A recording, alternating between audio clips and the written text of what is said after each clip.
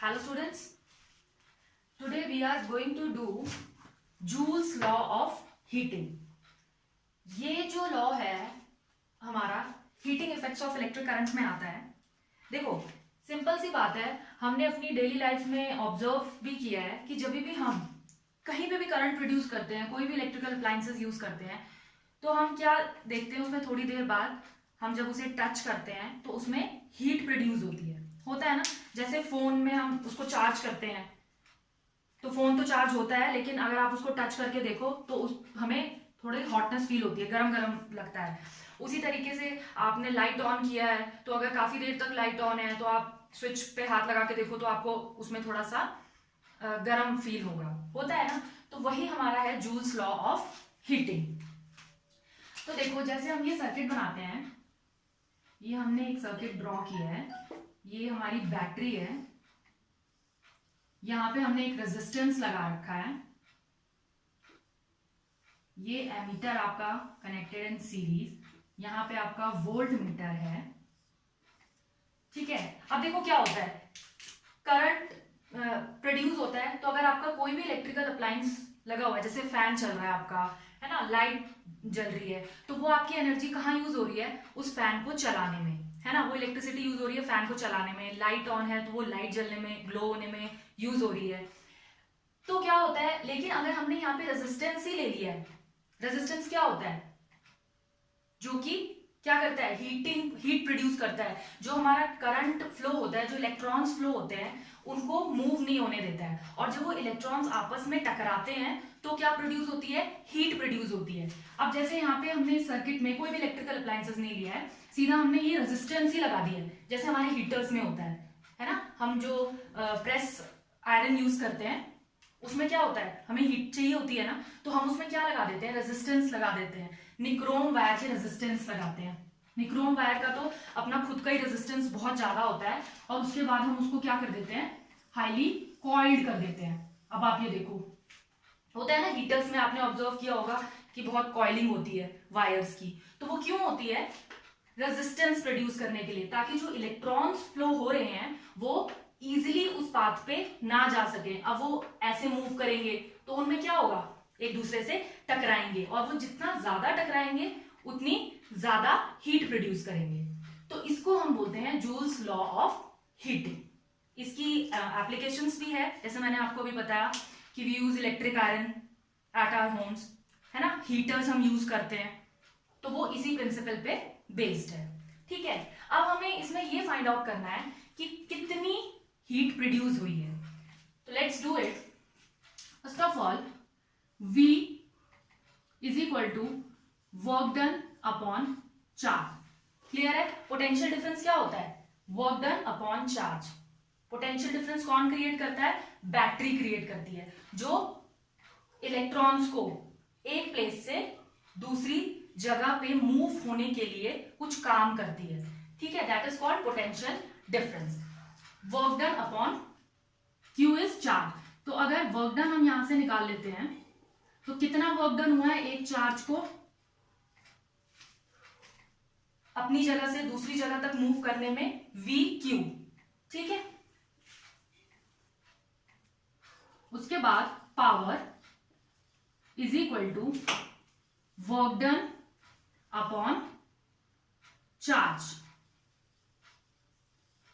Work done कितना है, इसको हम शॉर्ट में लिख लेते हैं, power is denoted by P.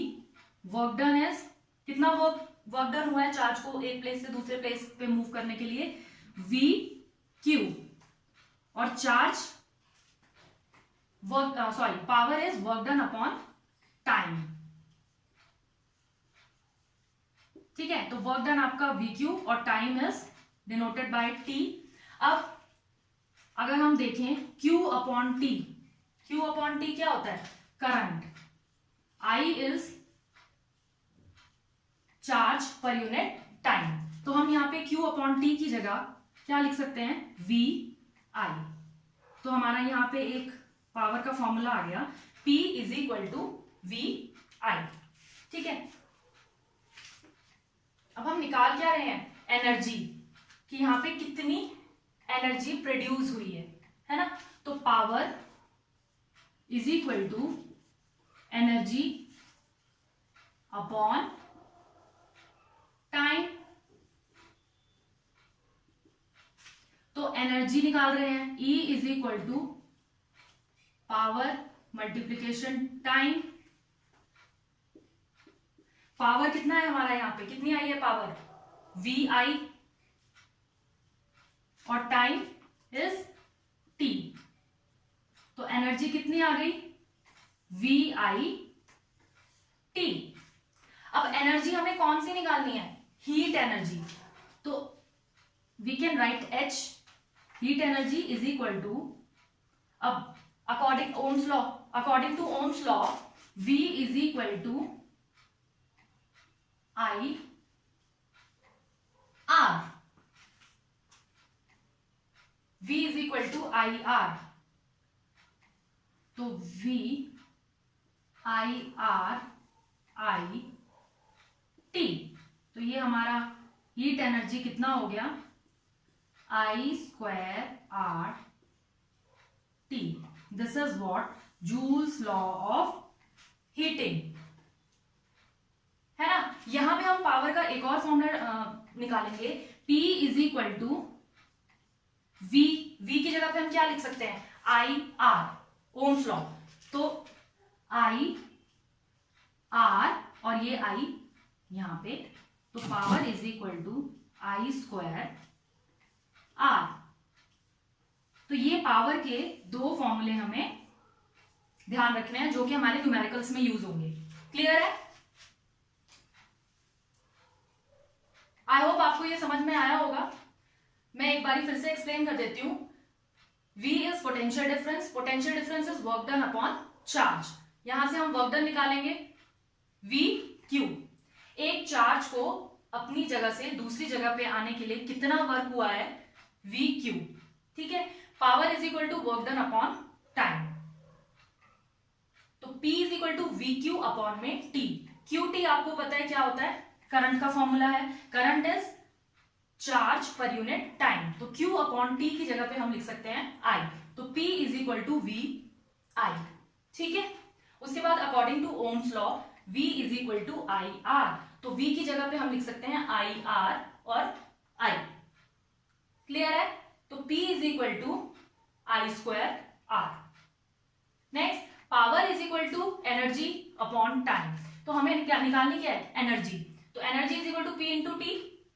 P हमने यहां पे निकाला, कितना है, VI।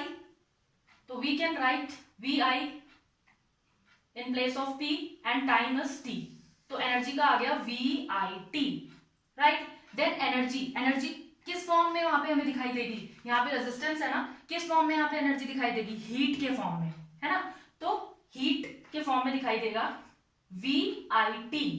V पे हम फिर लिख सकते हैं IR। तो IR, ये I और T, I²RT। This is what joules law of heating, joules law of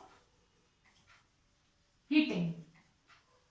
अब ये देखो, इस फॉर्मूले से हमें क्या पता लग रहा है कि हीट जो है is directly proportional to the square of the current. जितना ज्यादा करंट प्रोड्यूस होगा उतनी ज्यादा हीट प्रोड्यूस होगा, है ना। जितना ज्यादा रेजिस्टेंस होगा उतनी ज्यादा हीट प्रोड्यूस होगी, और जितनी देर के लिए, मतलब जितने टाइम तक आप अपने अप्लायंस को या किसी भी चीज को यूज करेंगे उतनी ज्यादा हीट प्रोड्यूस होगी। तो ये सब क्या है, डायरेक्टली प्रोपोर्शनल है हीट के।